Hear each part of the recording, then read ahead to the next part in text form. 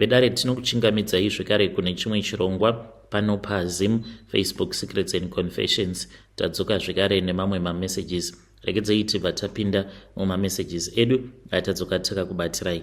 Message yedu yekutanga yakamira sekudai so: hanzi makadi zvenyu mukoma, ndinokumbirawo kuti munge muchindiposterawo nyaya yangu makavigawo chitupa changu. Ininiwo ndinoda kureururawo kuti ndakaromba, uye zvekare mukuromba kwangu ndine chikwambo chandakaenda ndichinotora, asi handina kuenda ndichiti ndainge ndichida chikwambo. Chandainge ndichida wainge uri mushonga weLucky. Ndaiva nevamwe vakomana avo vandainge ndichiwirirana navo vaigara kuMbare.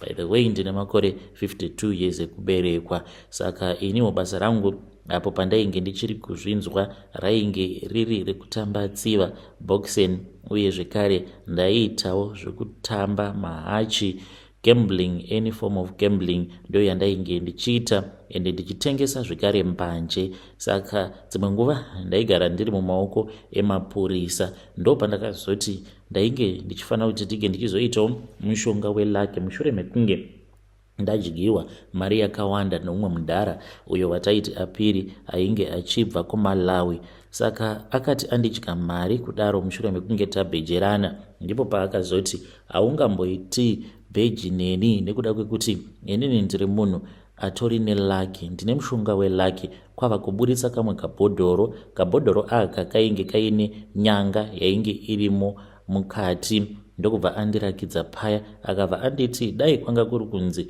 iwewe une dzinza neni ndaikwanisa kukupa, kuitirawo kuti mangwana kana wozobheja unge uchizokwanisa kuhwina. Mudhara iyeye aigara achingowhina chete pose pataibhejerana. Saka ndakabva ndachizowanawo idea yekuti ndaifanira kuti ndinge ndichizotsvakawo chibhodhoro changu cheLucky, nekuti iye akaramba kundiudza kuti chake chibhodhoro ainge akachiwana kupi. Akangoti sezvo iye ainge ari muBrandaya, zvainge zviri muropa, akatobva akatemererwa mishonga yacho iyoyo yeLucky. Ndikati kuapiri kabhodhoro kacho makazokawanepi, nekuti muri kuti zvainge zvagara zviri muropa, asi chibhodhoro makazochiwana kupi? Akaramba kundizivisa. Dzimwe nguva aimbotaura iye achiti anobhururuka achidzokera kunyika kwavo kuMalawi, kana kuti aipota achiuya achizotorwa namukoma wacho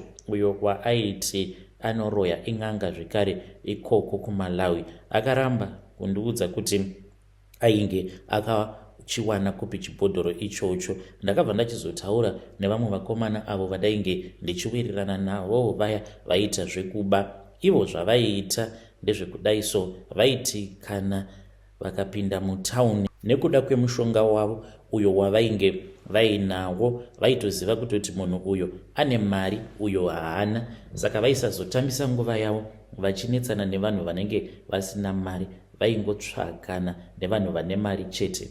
Ende vaiva nemushonga wekuti kunyangwe vakanzi vari kutsvakwa nemapurisa, kutosangana nemapurisa acho iwavo, mapurisa aisatomboofunga nezvekuvasunga. Vaikwanisa kutoita nyaya nemapurisa kana maCID avo anenge ari pakuvatsvaka.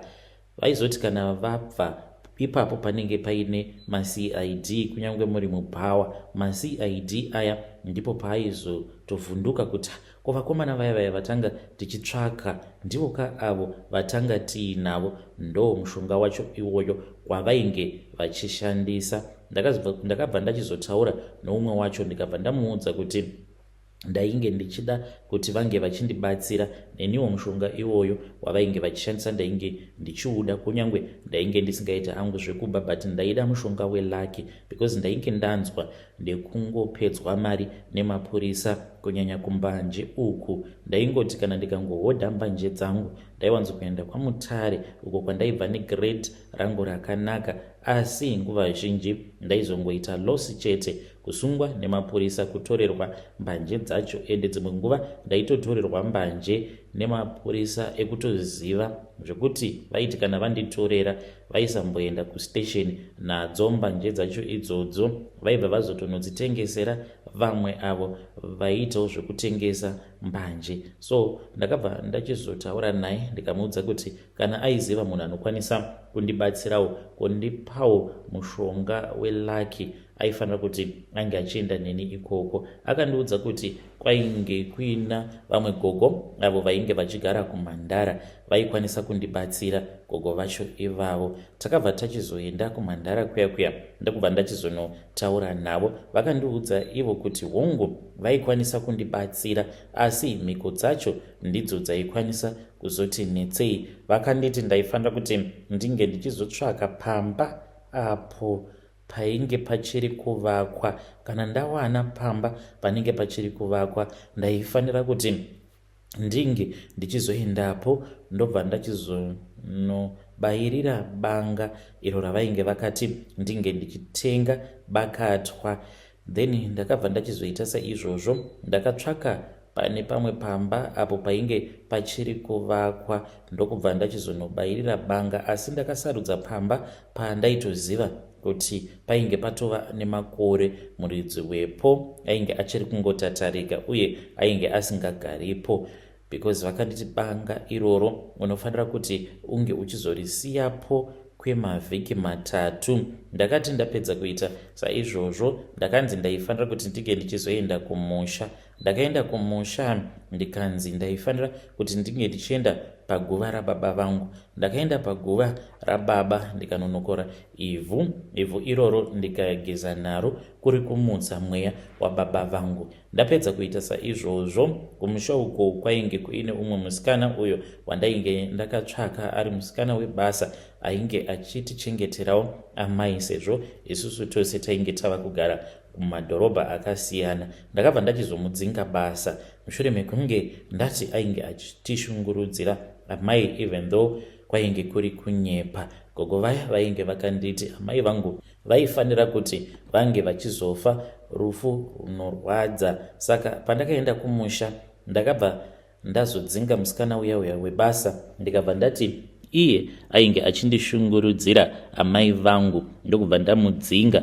Saka nagogo tainge takawirirana kuti mushure mekunge ndadzinga musikana uya ivo vainge vachazoita kuti muzukuru wavo ange achizouya, then ndobva ndachizoenda naye. Ndakazoti muzukuru wagogo auya ndokubva ndaenda naye kumusha ndikanomusiya kumusha ndikati uyu ndiye wamuchange muchizogara naye amai. Saka amai vangu vakaita sekunge vakatombonyumwa, vakatomboramba vakati kwete, kana ndichida musikana webasa ndichatsvaka hangu inini, nekuti handiti ndini ndinenge ndichigara naye. Saka ndinofanira kuti ndige ndichizotsvakira ndega musikana wangu webasa kuitira kuti nditsvake munhu wandinokwanisa kuzogarisana naye mune zvakanaka nekuwirirana naye. Uye zvekare chimwe chavainge vasina kufarira paari muzukuru uya wagogo n'anga yangu aitooneka kutoti munhu ane attitude, aita sekunge ane madhimoni, so ainge agere paari aitongooneka mukutaura kwake kuti munhu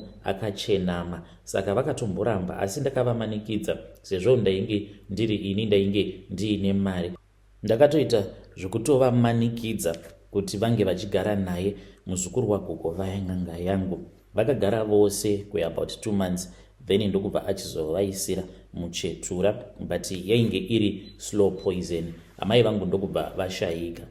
Amai vasati vashayika ndainge ndakamboenda kumusha ndikanokora ivhu paguva rababa randainge ndichigeza naro uko kwainge kuri kumutsa chipoko chababa vangu. After that ndipo amai pavakazoshayika. Sezvo zvainge zviri zvinhu zvatainge takaronga, ndainge ndakatotenga coffin racho iroro ratakazoshandisa pakuvigwa kwaamai vangu. Ndainge ndakagara ndakaritenga nechekare, uye zvekare ndainge ndakatoriisa mune imwe spare bedroom. Kana mudzimai wangu haana kana kutombozviziva. Zuva randakanotenga coffin ndakaita sekunge munhu ari kuenda kubhawa. Ndakazoti time nguva dzandainge ndichiziva kuti ndinosvika mudzimai nevana varara, ndo pandakazoita sekunge ndiri kudzoka ndichibva kubhawa. Hakuna kana akandiona ndichiburutsa coffin ndikanoriisa muspare bedroom. Ndokubva amai vazoshayika. Amai vakati vashayika tichingotambira shoko rerufu, ndakabva ndachizoudza mudzimai nevana kuti ivo vainge vachifanira kuti vange vachifanirwa kutungamirira, because ndainge ndichida mukana wekuti ndinge ndichizokwanisa kuburitsa kofini riya. Ndakaita saizvozvo mushure mekunge mudzimai nedzimwe hama dzafanirwa kutungamirira kuenda kumusha, ndokubva ndachizotevera ndiine kofini uye zvekare ndiine madzisawira angu. Amai ndichinosvikawo kumusha, chitunha chavo chakabva chatanga kufuta. Havana kana kumbogara vaendesewa kumochwari. Veukama vakabva vati zvainge zvisingaite kuti tinge tichiviga amai nekuda kwechimiro chainge chiripo, taifanira kuti tinge tichitsvaka n'anga. Inini ndakabva ndati hakuna n'anga yatinotsvaka nekuti isusu tiri maKristu. Ndo zvinowanzokuita munhu anenge akaromba, anenge ohwanda nechiKristu, achiti hatingaiti zvakati nekuda kwekuti tinonamata. Zvechokwadi vamwewo vainge vachinamata mumweya nemuzvokwadi vakabvumirana neni kuti hapana patingaita zvekudana n'anga tichishungurudza mweya waamai. Amai vaifanira kuti vange vachingovigwa. Takaita makakatanwa noumwe munin'ina wangu uyo wandakazopengesa mushure mekunge taviga amai, nekuti ndakaona kuti ainge ari munhu ainge aine kakunyanya kuzivisisa. Ndaitya kuti ndiye aikwanisa kuzondifumura iyeye. Saka ipapo ndakamuudza kuti no, hazviite, isu pano hatiite zven'anga. Amai vedu vaiva munhu ainamata, vachiri vapenyu vainge vasina kana kumbogara vakaenda kun'anga. Saka taisafanira kuti tinge tichizoita zven'anga, because ivo vainge vatozorora mweya wavo wainge wadzokera kuna Mwari.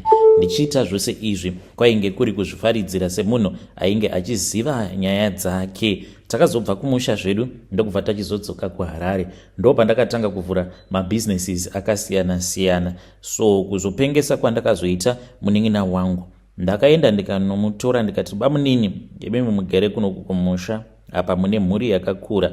Zvanga zvakadiko kuti munge muchimbouya kuHarare ndikutsvakirei basa? Ndainge ndatogara ndataura neimwe n'anga, nekuti ukangogara waromba unotofanira kutoti unge uchitodhila nen'anga dzakawanda, uye zvekare unenge wava kutowirirana nen'anga dzakasiyana-siyana kuitira kuti zvinhu zvako zvirambe zvichingofambawo negwara rakanaka. Saka ndaiva neimwe n'anga yandainge ndakataurirana nayo mushure mekunge ndanetsana nemunin'ina wangu parufu rwaamai. Asi gogo vaive kundirombesa.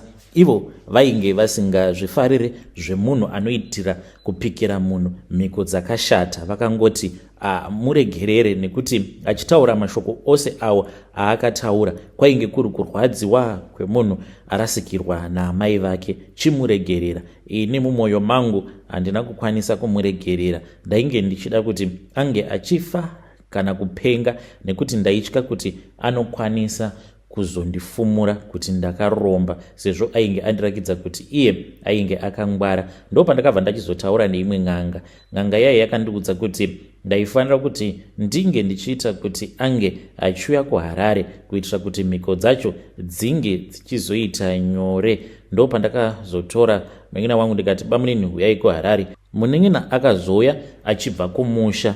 Ndipo apo nerimwe zuva pandakazoenda naye kumba kwen'anga iyaya iyo yandainge ndakataura nayo, akavhunduka akabva anditi, komukoma, mava kuitawo zvekuenda kun'anga? Ndikabva ndati hongu. Akanditi, ko indava? Ndikamuti ndichizokudaidza ndichiti uyai kuno kuHarare, pane hope dzandainge ndava kurota. Ndiri kugara ndichingorota muchembere, ende muchembere vari kuuya kwandiri vachiti vakaurawa nasekuru. Tainge tiina vamwe sekuru avo vainge vaine zvigayo zvavo zvainge zvakawanda. Saka vanhu vaingoti vakaromba. Zvaya zvaiitika kudhara kuti munhu kana akangoita mabhucha akaita mashops ake paGrowth Point zvotonzi akaromba, but vaingova munhu wekuti vaigona kuronga. He was a good businessman. Vainge vasitomborina kuromba. Saka ndivo vaingonzi akachekeresa hanzvadzi yake, akachekeresa hanzvadzi. Saka pamunini ndakabva ndavaudza kuti ndainge ndichingogara ndichingoona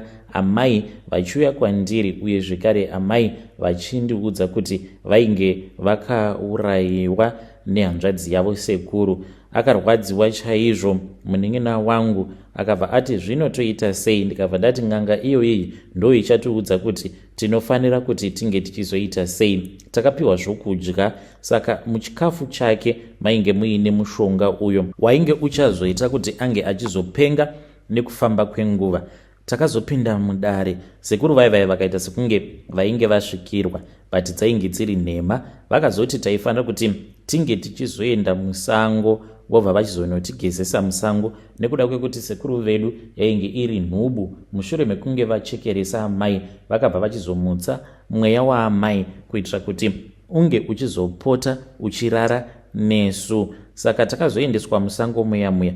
Mushure mekunge tasvika kusango kuya, ndokubva tachizotanga kugezesewa. But inini mvura yandakagezeswa nayo yainge ingoriwo mvura yepatepu, yainge iri normal, yainge yakangozanganiswawo nemazimishonga. Asi mvura iyo yakazogezeswa munin'ina wangu yainge itori mvura yainge yakabva mukugezesewa chitunha. Zvose izvi zvichiitwa tainge tichizviitira kuti munin'ina iye ange achizotevererwa nemhepo dzevafi. So takazoti tabva kuya ndokubva ndachizomutsvakira hangu basa, but ndaitozviziva kuti achashanda hake kwemwedzi mishoma obva achizotanga kupenga.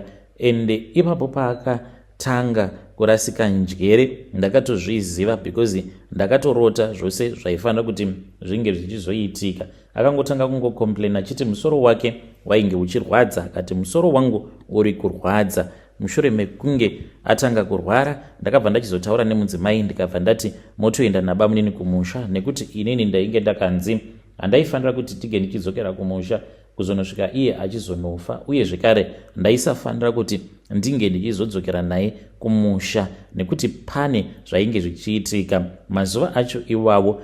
Each and every night ndaitoti ndinge ndichitoona chipoko chaamai vangu, ende ndaiwanzokuti paya kana ndakarara kana ndikamuka ndobva ndatovaona amai vanenge vakamira vakatarisana neni. Saka kuti ndinge ndichidzokera kumusha zvaisaita, nekuti ndainge ndiine imwe n'anga zvekare yainge yava kundibatsira, iyo yakati ndaifanira kuti usiku hwoga hwoga ndinobatidza moto ndichishandisa mashanga, ndobva ndachizotora madota acho ndomazanganisa nemvura. Izvi ndaifanira kuti tige ndichizviitira pamba pangu zuva roga roga rakasikwa naMwari kuzonosvika iye achizofa. Apa chipoko chaamai chaingouya chete, chaiuya hacho kwandiri, asi simba chainge chisina kana simba zvachose. So ndo zvakazokonzeresa kuti ndisazokwanisa hangu kuenda nemunin'ina wangu kumusha,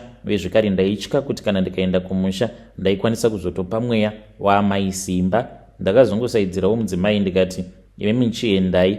Vakazoti vavako ikoko ndopavakati bamunini kunoku vava kutorwara, ende vari kutorwara zviri very serious. Saka vakazongoita sekunge kutemwa kwavainge vachiita nemusoro ndo kwakazokonzeresa kuti vange vachizorasika njere, uye zvekare vainge vakambofambidzana neumwe mukadzi wemunhu apo pavakauya kuno kuHarare ainge ari wechirudzi. Saka zvakazongoita sekunge vainge vakagadzirwa nemurume wacho kwava kutanga kupenga. Ndakazoti vaifanira kuti vange vachidzoka, asi unfortunately vakabva vachizoshayika.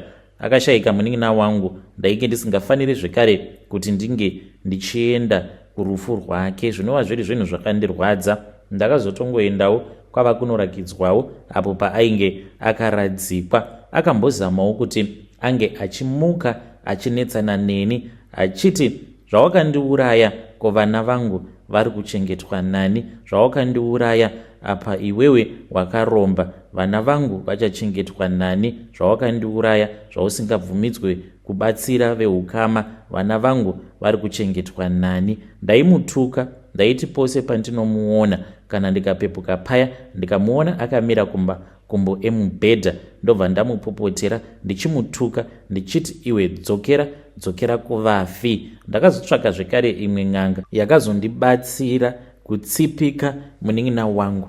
Kutaura kudai so mukoma, ndine monaki rakazara nemishonga. Imwe mishonga yacho handichatomborangariri kuti ndakanzi ndige ndichiishandisa sei.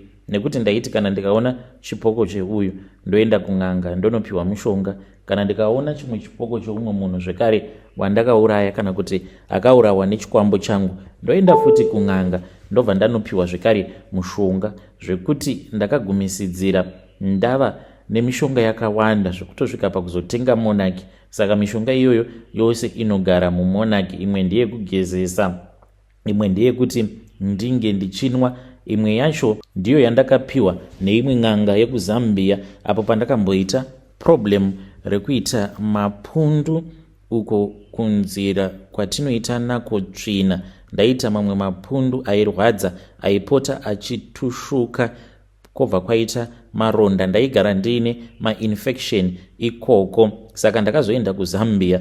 This was after chikwambo changu chabva mukudzipa vatete. Saka vana vatete vakabva vaita go back to sender. Go back to sender iyi zvechokwadi yakauya ikandirova. Musi wacho iwoyo ndinorangarira kuti wainge kuri usiku, ndainge ndichangobvawo kusvika pamba ndichibva kubhawa. Ndakangoona kamwe kamoto kainge kachibvira, magetsi ndokubva aenda. Kamoto kaya mukoma kakauya kakapinda mandiri, ndokubva ndatanga kunzwa mudumbu. Pandakaenda kuti ndinge ndichinozvibatsira kutoilet, ndakaita manyoka akandirwadza uye ndainzwa uku kuchiita kubvira. Kubva ipapo ndo pandakazotanga kunzwa kuti kwainge kuchirwadza, dzimwe nguva kuchiita sekunge kwavharika, ende ndaiti kana ndikabata ndaitonzwa kutoti kune mapundu ariko. Ndokubva ndachizoenda kuchipatara ndikambobatsirwa. Ndaisambofungidzirawo kuti zvimwe kuda yainge iri go back to sender yainge yaitwa nevana vavatete. Ndaingoti zvimwe kuda chirwerewo chiri normal, asi pandakazoona kuti zvainge zvisiri normal kwaiti kana kukapora ndobva ndarota vatete. Mangwana acho makuseni ndaimuka ndichirwadziwa. Ndipo apo pandakazobatsirwa nen'anga yekuzambia.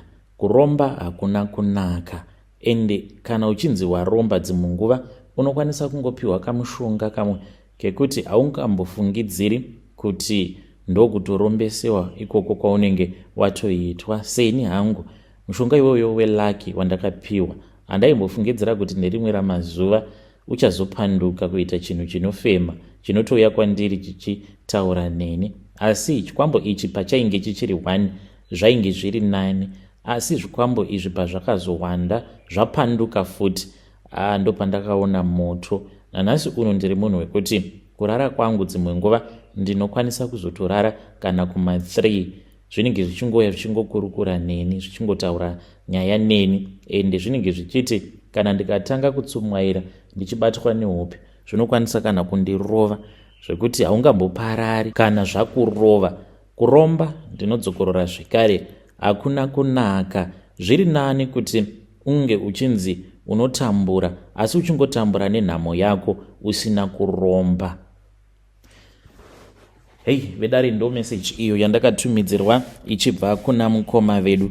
Zvakangooma hazvo vedu we, ngatizamei kuti tinge tichitaura navo mukoma vedu ava mucomment section. Hanzi kuromba hakuna kunaka. Apa ndinongorara ndakasvinura. Apa zvinouya kwandiri zvichiti muka tinge tichiita nyaya. Strange things indeed they do happen in this world. Zvakangooma hazvo vedu we. Regedzai tibva taenda panyedu inotevera. Nyedu inotevera yakamira sekudai so. Hanzi makadi zvenyu mukoma, ndinokumbirawo kuti munge muchindiposterawo nyaya yangu makavika uchitupa changu. Ininiwo ndatambudzika ndiri munomu munyika yevaturwa, nyika yeSouth Africa. Pamba patinogara, pacomplex apo patinogara, tinogara nemanigerian akawanda. Saka pane umwe wacho wandinotonzwa usiku hwoga hwoga anenge achiita marituals. Saka ndikudawo kuziva kuti ndingataura naye sei, because pandakambomubvunza kuti kochiko chinoitika mumba mako, nekuti ndinokunzwa uchiita sekunge unenge uchideketerera uchiombera. Akabva anditi iye anenge achinamata, but handisati ndakambomuona achienda kuchechi. Akangoti chechi yacho it is an online church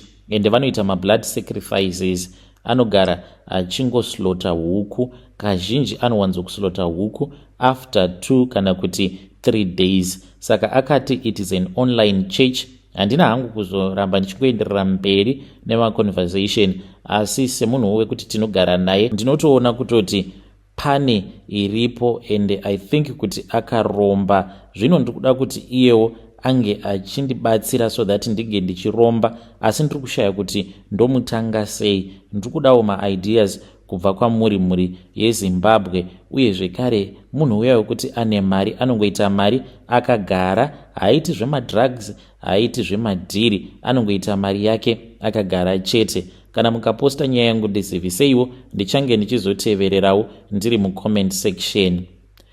Vedare ndo message iyo yandakatumidzirwa ichibva kuna mukoma vedu. Ngatizamei kuti tinge tichitaura navo mukoma vedu ava mucomment section. Ya zvakangooma hazvo vedu we, ya pakaipa mafungawo here kuita marituals, mablood sacrifices acho iwawo. Rekedzai tibva taenda panyedu inotevera. Nyedu inotevera yakamera sekudai so. Hanzi makadi zvenyu mukoma, ndinokumbirawo kuti muge muchindiposterawo nyaya yangu makaviga chitupa changu. Ndakabvisa nhumbu dzinotosvika kuma 18.